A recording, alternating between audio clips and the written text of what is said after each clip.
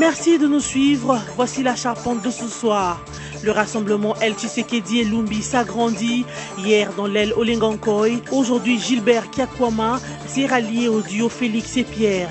L'opposant estime qu'au-delà des désaccords, le rassemblement peut continuer sur un tronc commun librement choisi dans la désignation de Félix Tshisekedi comme futur Premier ministre. Et puis, les activités du mois de mars consacrées à la femme en RDC continuent. 3 structures que sont le CAFCO, la LIFC et l'UCOFEM ont lancé pour une durée de 3 mois une campagne de sensibilisation en ligne sur les droits des femmes congolaises. Question de les rendre actives dans la vie politique en participant au débat démocratique. Enfin, sport, Ligue des champions d'Europe, le FC Barcelone s'est qualifié au quart de finale au détriment de Paris Saint-Germain. Un score inattendu de 6 buts contre 1 a sanctionné ce match de 8e de finale retour entre le Barça et le PSG. À 7 minutes de la fin du match, les Barceloniens ont réussi l'incroyable en marquant les 3 buts de la qualification. Gilbert Kiakwama quitte Olengankoy pour se rallier à Félix Tshisekedi. Ce qui convient d'appeler feuilleton du rassemblement poursuit son chemin. Dans une longue tribune publiée mercredi soir, l'opposant Gilbert Kiakwama, membre du rassemblement qui soutenait jusque-là la dissidence de Joseph Olengankoy, a annoncé se rallier le duo Félix Tshisekedi, Pierre Lumbi, un nouveau soutien pour le fils du leader Maximum. D'après Gilbert Kiakwama, il faut se ressaisir et se réunir de nouveau pour faire face à la crise politique actuelle que traverse le pays. Quelles que soient les frustrations, le désaccord, les colères, nous pouvons continuer sur un tronc commun que nous nous étions librement donné en choisissant Félix Tshisekedi Tshilombo comme futur Premier ministre, a-t-il expliqué. Avant Gilbert Kiakwama, Jean-Pierre Lissanga Bonganga avait également fait volte-face en soutenant le fils de Tshisekedi en rejetant l'ancien conseiller spécial du président Kabila, Pierre Lumbi. La division de Gilbert Kiakwama à ce jour affaiblit considérablement la dissidence de Olengankoy. Par ailleurs, Katebi Katoto, qui a été radié du rassemblement, et le groupe du ministre Patrick Mayombe boudent toujours le duo Félix Tshisekedi et Pierre Lumbi à la tête du rassemblement de forces politiques et sociales acquises au changement. Kyungu Wakumwanza, le coordonnateur du rassemblement de l'opposition dans le Grand Katanga, invite tous les membres de cette plateforme à se ressaisir et à s'unir autour de Félix Tshisekedi pour continuer le combat politique de l'alternance en RDC. Depuis près d'une semaine, les rassemblements de l'opposition est ballotté par des dissensions à la suite de la désignation de Félix Tshisekedi et Pierre Lumbi, respectivement comme président de cette branche politique et président du comité de sages de ce regroupement. Ces désignations restent encore contestées par une autre aile du rassemblement dirigée par Olengankoy. En même temps, quelques membres du gouvernement Badibanga qui se réclament également du rassemblement ont désigné Patrick Mayombe et Clément Konkou pour diriger une 3e aile de la même plateforme. Ainsi, le coordonnateur du rassemblement de l'opposition du Grand Katanga regrette cette situation et invite les membres de cette plateforme à se ressaisir parce qu'il y aura toujours à la tête quelqu'un pour conduire le rassemblement. Participation active de la femme congolaise à la vie politique, c'est le thème de la campagne de sensibilisation en ligne sur les droits des femmes congolaises. Cette campagne qui s'inscrit dans le cadre du projet Women's Voice for Peaceful Democratic Dialogue a été lancée ce 8 mars 2017 par 3 structures qui militent pour l'émergence des femmes. Il s'agit de l'Union congolaise des femmes des médias UCOFEM, du cadre de concertation de la femme congolaise CAFCO et de la Ligue des femmes pour les élections l'IFC. Durant 3 mois, ces 3 structures auront à sensibiliser à travers les médias sociaux les filles et les femmes congolaises sur leurs droits en les faisant participer au débat démocratique, ont soutenu les présidentes de l'IFC et du CAFCO. La campagne qui va nous permettre d'accroître la participation politique des femmes, à les faire participer dans des débats, à utiliser l'outil des réseaux sociaux, l'outil électronique, la nouvelle technologie d'information et de communication pour capitaliser ces mécanismes-là à nous atteindre notre objectif d'accroître la participation politique des femmes. La province est ciblée ensemble avec les partenaires. Il y a le Kasaï, le Katanga et une partie de Bandundu. Et ça, c'est une première étape et nous allons continuer dans notre province. Et Kinshasa aussi, c'est un projet qui va jusque dans 2 ans. C'est un projet de 2 ans. CAFCO travaille beaucoup dans la participation politique des femmes. Il fallait avoir cet outil-là en ligne maintenant pour ceux qui ne vivent pas avec nous ici sur place, pour pouvoir diffuser les différentes activités de CAFCO et de permettre aux femmes de mener des discussions. On a souvent l'habitude de dire que les femmes n'aiment pas tellement le média. Ça pourra leur permettre de s'exprimer et d'avoir le point de vue des autres femmes à travers ces sites. Des messages forts seront postés sur les pages et comptes Facebook et Twitter de l'UCOFEM, de CAFCO et de la LIFC. Aussi sur les sites web www.voixdesfemmes.net. Un site consacré aux droits des femmes en vue d'atteindre un large public en soutenant leurs actions, a martelé Anna Maïmona, coordinatrice nationale de l'UCOFEM. Notre campagne va s'appuyer sur des supports. Le premier support, c'est des affiches. Nous avons élaboré des affiches avec des messages clés sur les cibles que nous avons retenues, c'est-à-dire les femmes jeunes, mais aussi d'autres femmes qui ne sont plus jeunes, mais qui sont engagées et qui veulent s'engager en politique. À côté des affiches, nous avons des spots audio et vidéo que nous allons poster sur les médias sociaux et également sur les sites qui a été créé sur les questions de droits des femmes. Et aussi, les gens vont réagir, envoyer leurs commentaires. Cette campagne de sensibilisation des femmes organisée par le CAFCO, l'IFC et l'UCOFEM bénéficie de l'appui des partenaires que sont Internews et l'USAID. Pour lutter contre l'insécurité alimentaire qui touche la province de Tanganyika depuis plus de 6 mois, le Fonds des Nations Unies pour l'agriculture et l'alimentation, FAO en sigle, a lancé un projet d'autonomisation de la femme rurale de cette province. Ces projets visent principalement à favoriser l'inclusion financière des femmes en milieu rural en les assistant pour l'accès aux fonds de démarrage de leurs activités agricoles. Selon le chef du bureau de la FAO à Tanganyika, les bénéficiaires de ces projets sont notamment les femmes bantoues et Toa, a-t-il précisé. La FAO collabore avec le Fonds national des microfinances comme partenaire pour la réussite de ces projets et c'est pour une durée de 9 mois. En outre, Marie Congo, chef d'antenne du Fonds national de microfinance à Tanganyika, a souligné que la lutte contre les inégalités dans l'appui de la production agricole constitue également un des moyens pour éradiquer l'insécurité alimentaire qui affecte la région. Les étudiants de l'Institut supérieur des techniques appliquées ISTA en sigle de Goma demandent la démission des membres de leur comité de gestion accusés de mauvaise gestion. Pour manifester leur mécontentement, ces étudiants refusent de prendre part au cours depuis 1 mois à se fier à une source locale. Pour ces étudiants, malgré le paiement régulier des frais divers, aucune réalisation concrète n'est réalisée. Des imputations rejetées par le professeur Mbokani Boulambo, directeur général de l'ISTA Goma, d'après qui ces attaques et menaces des étudiants, ainsi que de certains professeurs contre sa personne, sont orchestrées parce qu'il a rétabli l'ordre au sein de cette institution universitaire. Aussi a-t-il fait appel aux autorités provinciales pour assurer sa sécurité menacée. Hier, j'ai été l'objet des jets de projectiles qui ont été largués dans ma parcelle, a-t-il déploré. Il s'est trouvé que 18 étudiants ont été interpellés par la police et placés en détention pour troubles au sein d'une institution académique la semaine dernière. Florent Ibenge ne renouvellera pas son contrat actuel comme sélectionneur principal des Léopards de la RDC.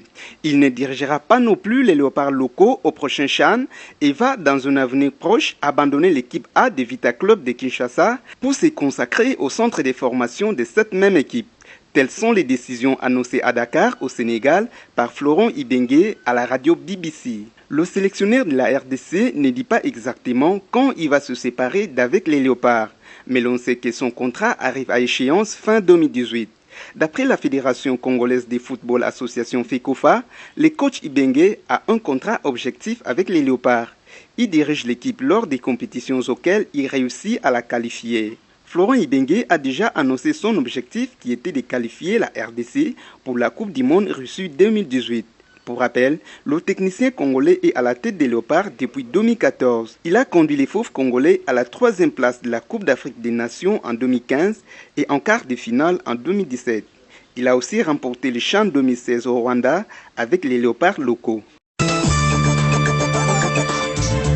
6-1, c'est le score qui a sanctionné le match de 8e de finale retour entre le FC Barcelone et Paris Saint-Germain. Barcelone s'est qualifié ainsi au quart de finale au détriment de Paris Saint-Germain.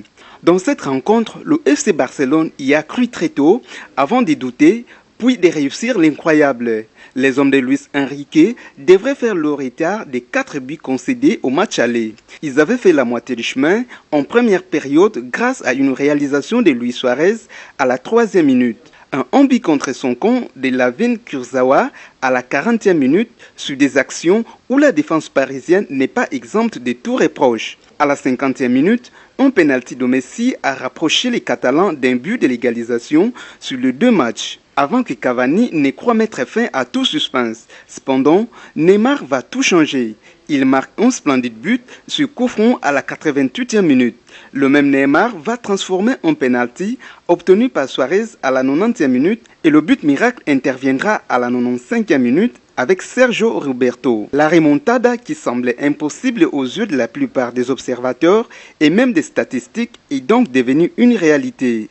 Dans le deuxième match de la soirée, Dortmund s'est qualifié en venant à bout de Benfica 4-0 après sa défaite au match aller en but à 0. Le Gabonais Pierre-Emerick Aubameyang s'est offert un triplet.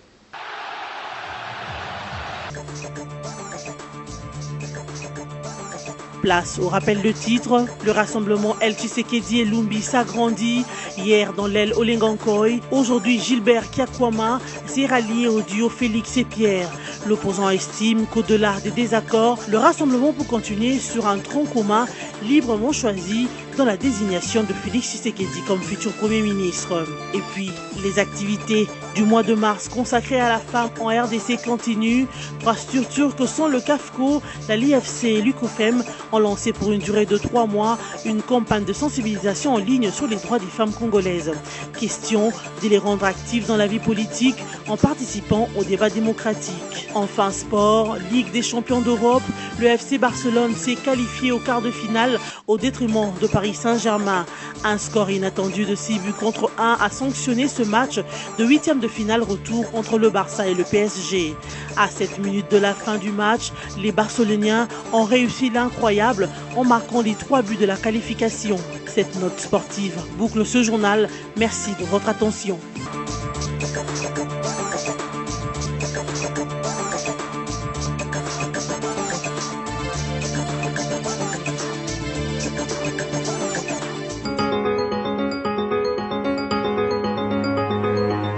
Mesdames, Messieurs, bienvenue à cette revue presse de journaux parus en ligne ce jeudi 9 mars, résumé pour vous sur BSC TV. Les appels à l'unité du rassemblement et la représentativité effective de la femme sont quelques titres qui ont marqué notre attention. Ouvrons cette revue de presse avec le site d'information Radio Kapi qui écrit « La RDC, la MONUSCO appelle à l'unité du rassemblement. La mission de l'ONU en RDC appelle au regroupement du rassemblement de forces politiques et sociales acquises au changement pour permettre à la conférence épiscopale nationale du Congo, SENCO, de poursuivre le travail entrepris après la signature de l'accord du 31 décembre. Elle affirme continuer à assurer ses bons offices auprès de la classe politique congolaise en vue d'aller aux élections, a dit mercredi 8 mars à Kinshasa le directeur de la division d'information publique et porte-parole intérimaire de la MONUSCO, Charles-Antoine Bambara. Il a par ailleurs réaffirmé la poursuite de la mission de bons offices menée par la MONUSCO à travers le représentant spécial du secrétaire général de l'ONU en RDC qui a reçu cette semaine toutes les tendances et l'échiquier politique congolais de la majorité présidentielle comme de l'opposition. Sal Bambara a aussi ajouté que Maman Sidikou continue à recevoir et à s'entretenir avec le membre de la SENCO pour essayer de rapprocher les points de vue au niveau de l'opposition.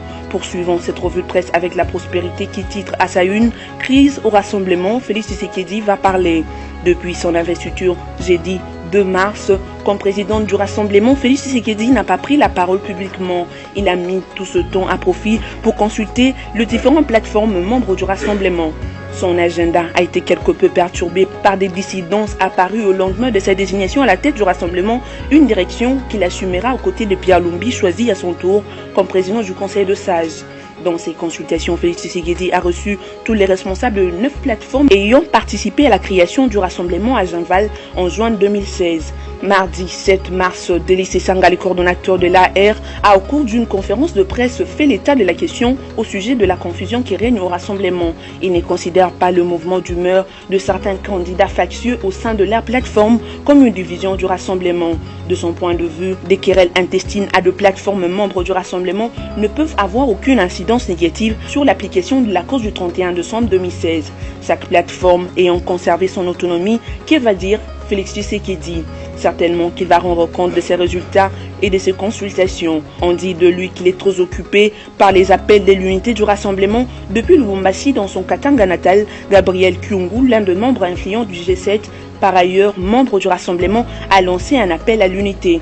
Toutefois, au stade où ils en sont arrivés, il est moins probable que l'aile dissidente menée par Joseph Olengankoy revienne à la table des discussions. La soif du pouvoir est tellement forte que personne ne peut mettre de côté son ego. On va assister sans nul doute à un durcissement de temps si ce qui se raconte dans les salons est vrai. Olengankoy devrait dans les prochains jours déposer à la Senko une liste de 3 candidats au poste de Premier ministre tel qu'exigé par la majorité présidentielle aux discussions directes portant sur l'arrangement particulier. Parmi le premier ministrable que pourrait désigner Joseph Olengankoy sur la liste, l'on cite entre autres Freddy Matungulu, Bruno Tshibala et Raphaël Soriano Katebeka Toto. Dans leur nouvelle aventure, le groupe Joseph Olengankoy bénéficierait-il d'un soutien direct ou indirect de l'AMP? Vrai ou faux, la vérité est qu'en cette période d'incertitude, il devient difficile de distinguer la rumeur d'une fuite. Mbanda et la Peroko relancent l'intox et tentent d'instrumentaliser la mort de Tshisekedi, écrit le site d'information Congo Virtuel. Disparu de la circulation après des années d'intox improductif, Honoré Mbanda et Candide Okeke reviennent à la charge avec une fausse information faisant état de préparation d'une attaque contre le cortège funèbre du fait Etienne Tshisekedi pour créer des conditions d'un état d'urgence. Une intox mal ficelée qui tend à faire sortir l'UDPS de la logique de négociation politique pour relancer la logique de l'insurrection dont Banda a toujours rêvé pour renverser le pouvoir.